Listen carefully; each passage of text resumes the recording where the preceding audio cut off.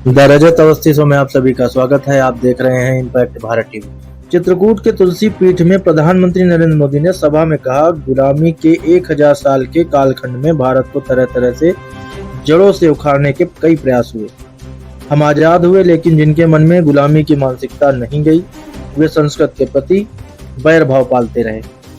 शुक्रवार को उन्होंने कहा, कोई दूसरे देश की मातृभाषा जाने तो ये लोग प्रशंसा करेंगे, लेकिन संस्कृत भाषा जानने को ये पिछड़ेपन की निशानी मानते। इस मानसिकता के लोग पिछले 1000 साल से हारते आ रहे हैं और आगे भी कामयाब नहीं होंगे। संस्कृत परंपरा नहीं है, हमारी प्रगति और पहचान की भाषा है। संस्कृत समय के साथ परिष्कृत तो हुई, लेकिन प्रदूषित नहीं हुई।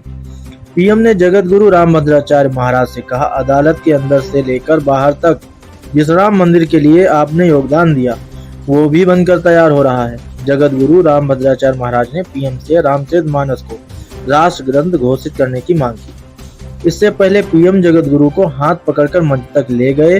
रामभद्राचार्य ने पीएम को सीने से लगाया। तुलसी पीठाधीश्वर रामभद्राचार्य ने कहा, मेरे 2 मित्र हैं। सांसारिक दृष्टि में, लोक में मेरे मित्र हैं नरेंद्र भाई मोदी, ये कोई चाटुकारिता नहीं, और अलौकिक मित्र हैं श्री कृष्ण। मेरे अभिन्न मित्र भारत के यशस्वी प्रधानमंत्री, जिन्होंने 9 वर्षों में भारत की काया बदल डाली। कौन कल्पना कर सकता था कि हम चंद्रमा के दक्षिण ध्रुव पर चले जाएंगे? कौन कल्पना कर सकता था कि 370 हट जाएगी? कौन कल्पना कर सकता था कि ट्रिपल तलाक समाप्त होगा? कौन कल्पना कर सकता था कि महिला आरक्षण विधेयक भी पास हो जाएगा? ऐसे यशस्वी प्रधानमंत्री, भले ही वो मुझे गुरुजन कहें, लेकिन वो मेरे मित्र हैं। मैं उन्हें मित्र ही मानता हूँ और मित्र ही मानता रहूंगा। तुलसी पीठ में सभा से पहले प्रधानमंत्री स्वर्गीय अरविंद भाई मफतलाल के शताब्दी वर्ष समारोह में शामिल हुए। आयोजन श्री सद्गुरु सेवा संघ ट्रस्ट की ओर से कराया गया।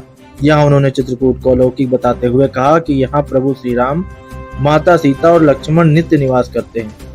स्वर्गीय अरविंद भाई मफतलाल के को लगातार समृद्ध कर रहा है। मैं इसके लिए उनके परिवार के सभी सदस्यों को बधाई देता हूँ। प्रधानमंत्री ने श्री राम संस्कृत महाविद्यालय में कक्षाओं के निरीक्षण के दौरान विद्यार्थियों से चर्चा की। विद्यार्थियों से वेद पाठ भी सुना। सद्गुरु नेत्र चिकित्सालय जानकी कुंड में भी देखा। सद्गुरु संघ सेवा ट्रस्ट की प्रदर्शनी और सुपर स्पेशलिटी हॉस्पिटल का उद्घाटन भी किया। सीएम शिवराज सिंह चौहान और राज्यपाल मंगू भाई पटेल भी साथ रहे। सीएम ने स्वर्गीय मफतलाल के शताब्दी वर्ष समारोह में कहा, जो देश के मन में है वही मध्य प्रदेश के मन में भी है। प्रधानमंत्री के अंदर पीड़ित मानवता की सेवा की तड़प के दर्शन कोविड काल में हम सब ने किए। मुख्यमंत्री शिवराज सिंह चौहान ने कहा, जो देश के मन में है वही मध्य प्रदेश के मन में भी है। पीएम ने जगत गुरु रामभद्राचार्य की 3 पुस्तकों का विमोचन भी किया। पाणिनि अष्टाध्यायी, श्री कृष्ण की राष्ट्रलीला, श्री रामानंदाचार्य चरित्र।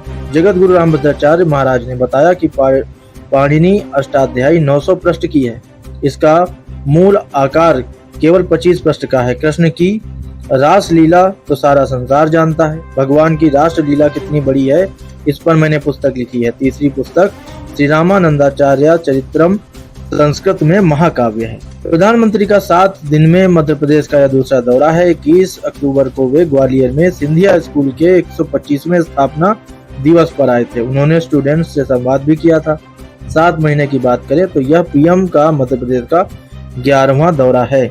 अब हम बात करते हैं हमारी आज की इस सप्ताह की सबसे बड़ी दूसरी खबर के विश्लेषण का। कतर की कोर्ट ने 8 पूर्व नौसेना अफसरों को, जो कि भारतीय हैं, मौत की सजा सुनाई है, जिसमें captain Navtej Singh Gill, captain Saurabh Vashisht, captain Virendra Kumar Verma, commander Purnendu Tiwari, commander Sugunakar Pakala, commander Sanjeev Gupta, commander Amit Nagpal, sailor Ragesh भी ये नाम है। कतर सरकार ने 8 भारतीयों पर लगे आरोपों को अब तक सार्वजनिक नहीं किया है। हालांकि सॉलिटरी कन्फाइनमेंट में भेजे जाने से यह चर्चा है कि उन्हें सुरक्षा संबंधी अपराध के सिलसिले में गिरफ्तार किया गया है। स्थानीय मीडिया रिपोर्ट में दावा किया गया था कि भारतीय नौसेना के पूर्व अधिकारी इजराइल के लिए उनके देश की जासूसी कर रहे थे। हालांकि इसमें भी कोई तथ्य पेश नहीं किया गया है। पूछे जाने पर कि उन पर क्या आरोप लगाए गए, विदेश मंत्रालय के प्रवक्ता अरिंदम बागची ने इस साल जनवरी में अपनी वीकली ब्रीफिंग में कहा था कि यह सवाल कतर के अधिकारियों से पूछा जाना चाहिए। भारत सरकार ने इस पर हैरानी जाहिर की है। उन्हें छुड़ाने के लिए कानूनी रास्ते खोजे जा रहे हैं। विदेश मंत्रालय ने बयान जारी कर कहा है कि हम जजमेंट की डिटेलिंग का इंतजार कर रहे हैं। कतर की इंटेलिजेंस एजेंसी के स्टेट सिक्योरिटी ब्यूरो ने इंडियन नेवी के 8 पूर्व अफसरों को 30 अगस्त 2022 को गिरफ्तार किया था। भारतीय दूतावास को सितंबर के मध्य में पहली बार इनकी गिरफ्तारी के बारे में बताया गया।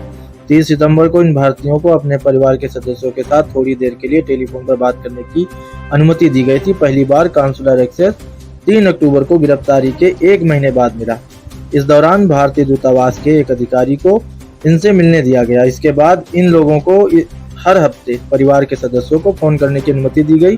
दूसरा काउंसुलर एक्सेस दिसंबर में दिया गया। आज का विश्लेषण यहीं तक। जल्द मिलेंगे एक और बड़ी खबर के बड़े विश्लेषण के साथ। तब तक देखते रहिए इम्पैक्ट भारत।